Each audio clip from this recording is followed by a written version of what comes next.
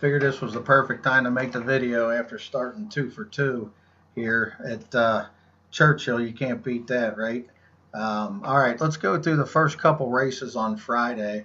Uh, I don't like the Friday card, to be honest with you, until about the fifth race. So all these bets early, be careful. Don't blow your money. These are not easy and not great races. So I like Elusive Fate in the first race.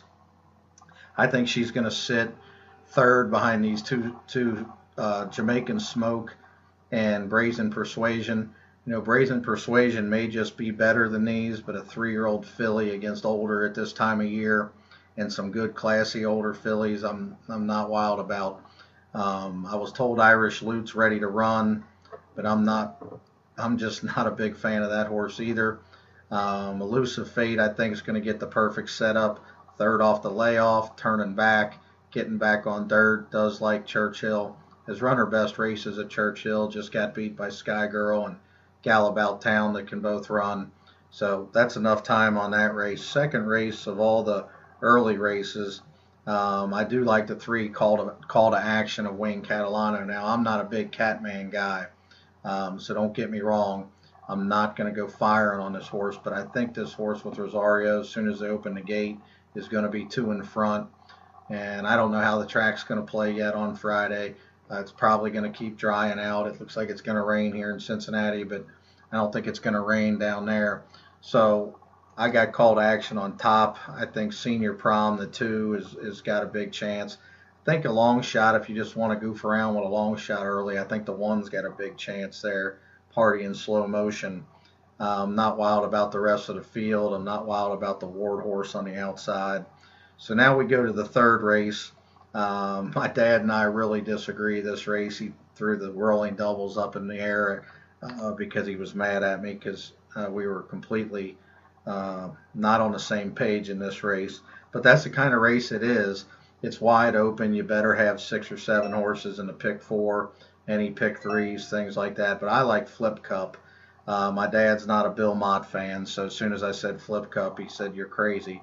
But, you know, the next horse was a Neil Howard horse, and he hates Neil Howard. So I don't know what to do. My 2 top horses, he just don't like either trainer.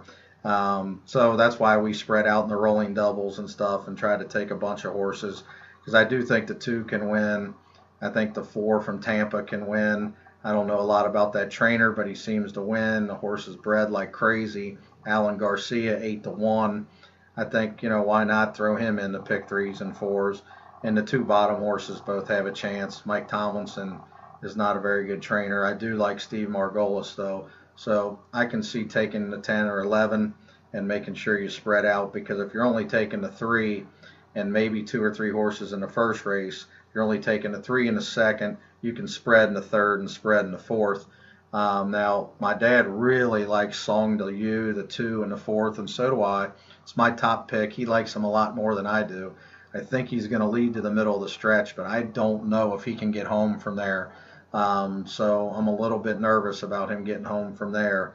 But I think he's got to be your top horse. And he won't be 4-1, but Castellano, I like Castellano, obviously, on the grass. And then I think you got to go to all the outside horses besides Mutasawi from 9 on out, or all your other horses. Mount Tronador is 20-1. Upkeep, if he runs, I think Upkeep's going to be scratched because he's in Saturday, and he's 2-1 Saturday and looks like a cinch.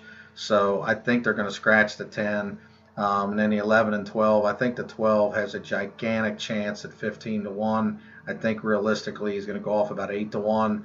But I think that may make your pick 4 ticket. So don't bet a pick 4 without the 12. He's my second horse. Now we get to the 5th race. You know, I think Unlimited Budget's a cinch. But, you know, Pletcher, Grade 1 at Churchill. He doesn't have the greatest record, but that's skewed by a lot of Kentucky Derbies. I think Todd Pletcher's great on undercards of big days. So I think Unlimited Budget's ready to roll. And then obviously the 4, 5, and 6, if you want to spread out, are the next horses. I'm not telling you anything that you can't see. Obviously, the sixth race, I like a big time sleeper in here. I like Storm of the Century. I think he's going to be 6, 7-1 without any scratches. I think he's got a big chance to just sit about third on the rail, and when they turn for home, he'll be able to scoot through that hedge. And I think the hedge is going to be the best part of the track.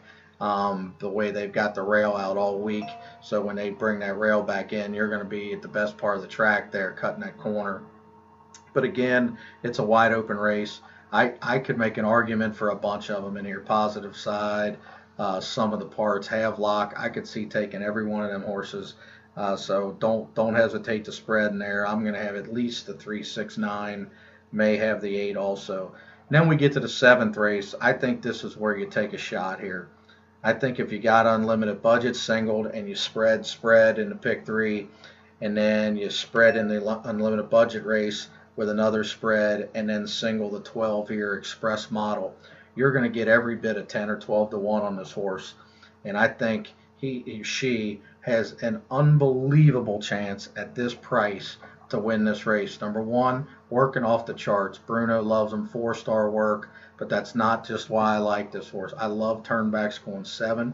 I love the outside. I think this horse has got tactical speed. He's not going to be too far back. James Graham is a finishing rider. He's having a pretty good start. I think you got a big chance of this horse rolling late and rolling right past Abu, who, that's a ridiculous morning line at Abu. The 9 is 12 to 1. He should be about 3 or 4 to 1. Awesome Jill's got a big chance at 12 to 1, the 4. I have no idea why the 2 and 3 are the favorites in this race. They both just broke their maiden. Yeah, they can win. If you want to throw them on your spread ticket with unlimited budget, I can understand doing that. I'll have them in my spread pick 4 tickets. But they cannot be your keys. Do not key these horses. They're going to be bad prices. They could win, but they're not very likely to win. You know, maidens coming out of maiden races that had everything perfect for them, that are now on the inside going 7 against quality allowance horses and stake horses, they're probably not going to win. So that's my opinion there. Now the 8th race, again, rolling right into the 8th race now. If you start a pick 3 in the 6th race, you spread. And then you got express model, you can spread into the 8th, and then vice versa. You can spread in the 7th race, and then into the 8th race, you can really attack 50 Shades of Gold. I think this horse is a stone single. I think he's probably the best bet of the day. I think this horse is going to win and win pretty handily. But if you don't like him or you want to spread, I understand. Everybody likes to spread on big days. I think you got to spread into JoJo's Warrior just a little bit, and then the 3 outside horses. Mufaja is going to be about 15 to 1. First time Lasix out of Shadwell Stable. You have to have this horse on the pick 3s. And then starting the pick 4s, you want to make sure you got this horse at least a little bit. And then Milam for Eddie Keneally's got a big chance. And of course, She's a Tiger's got a chance. You know me, I'm not a California shipper guy, but he's got a big chance. I don't like the blinkers coming off. I don't like the 6-month layoff. But I understand, putting them on your ticket. And then the 9th race, I think, is in the pick 4. I think if you got the budget, this is where you take all. Not just because I don't really like anybody, but because the favorite is, I don't know who made this morning line. Candy Kitty to me looks 15 to 1, and they got her 5 to 2. The foreign horse looks 5 to 2. He's 10 to 1. They got this Instant Ford to 7 to 2. It looks 30 to 1 to me. And Recitivity looks 8 or 10 to 1 to me. I don't understand this morning line at all. I think the foreign horse and Granny McKitten and Courageous Julie all got huge chances. So instead of just worrying about missing it, I'm just going to take them all. And I think one of these Balms are going to win. But if you're a small player, don't hesitate to box the 2, 3, and 5 in this race. They're all going to be huge prices, and you could catch a little $2 exacta. A little 50-cent try, things like that. This is the race if you like trifectas and you want to try to take a shot. This is the race to take a shot in. And if we're wrong, we're wrong. But I don't think any of those favorites have to hit the board. And then we get into the Alysheba. Will Take Charge is going to be 3 to 5. He looks 3 to 5, but it might be a little short for him. But if all these speed horses run, he's got a huge chance, obviously. And then Normandy Invasion and Golden Ticket are your other couple horses. We're hearing some rumors about Normandy Invasion, so this is 1 o'clock on Thursday. if he scratched, he scratched. Not as good information we had on Opportunity, huh?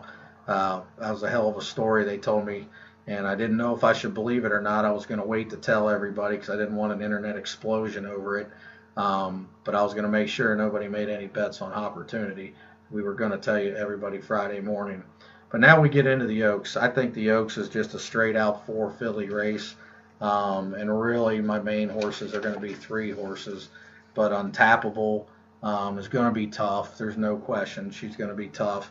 Rosalind, I think, can nail her on the wire, and that's the horse that I'm going to try to make a big score with. I'm going to play it just like I played Zenyatta and Blame, where I'm going to use them both, and I'm going to use them both equal, and hope that the longer price wins, just like I did that year in the Breeders' Cup with those 2 horses. But I think Rosalind's got a big chance. And then the sleeper in the race is Unbridled Forever.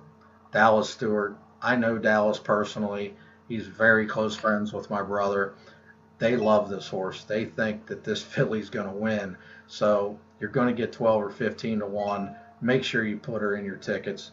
And then the 4th horse, if you got enough budget, you can throw in Rianne Tony if you want a balm.